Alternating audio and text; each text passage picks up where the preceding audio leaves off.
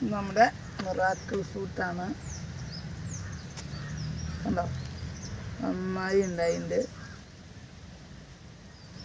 നല്ല പുളിയുള്ള ഓറഞ്ച് നമ്മൾ തോട്ടത്തിലൊക്കെ ഉണ്ടാക്കിയിട്ട് കൊണ്ടുവരുമ്പോൾ നമ്മൾ ഇത് കഴിച്ചിട്ട് അത് കഴിച്ച് കഴിഞ്ഞാൽ അയ്യോ പുളിയുള്ളതാണേ എന്നുള്ള വിഷമം മാറിക്കിട്ടും.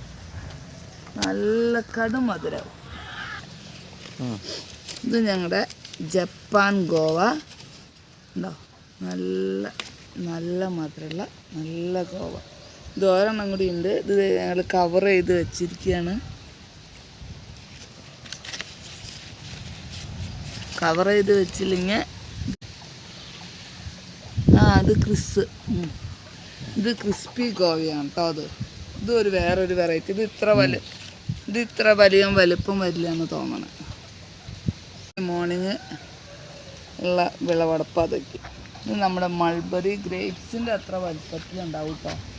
നല്ല മൾബറി, നല്ല ബ്ലാക്ക് കളറിൽ നിറച്ചുണ്ടായില്ല.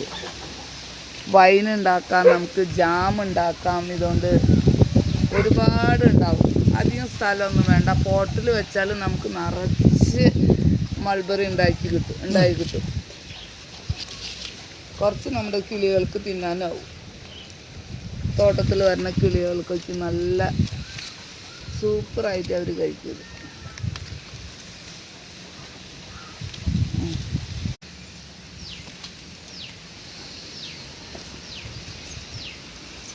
നമ്മുടെ അവക്കാഡോ ആണ്.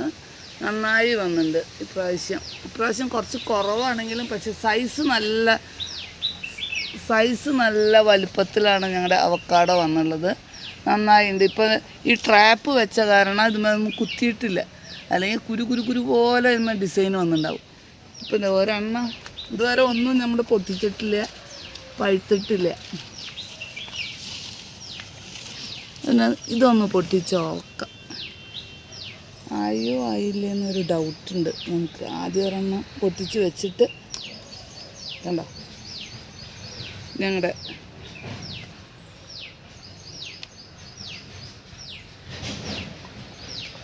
നല്ല ഫ്രൂട്ട്സുകൾ ഏർലി മോർണിംഗ് നമ്മൾ പൊട്ടിച്ചതാണ് ഇതൊക്കെ. എന്താണെന്നുണ്ട് കേട്ടോ.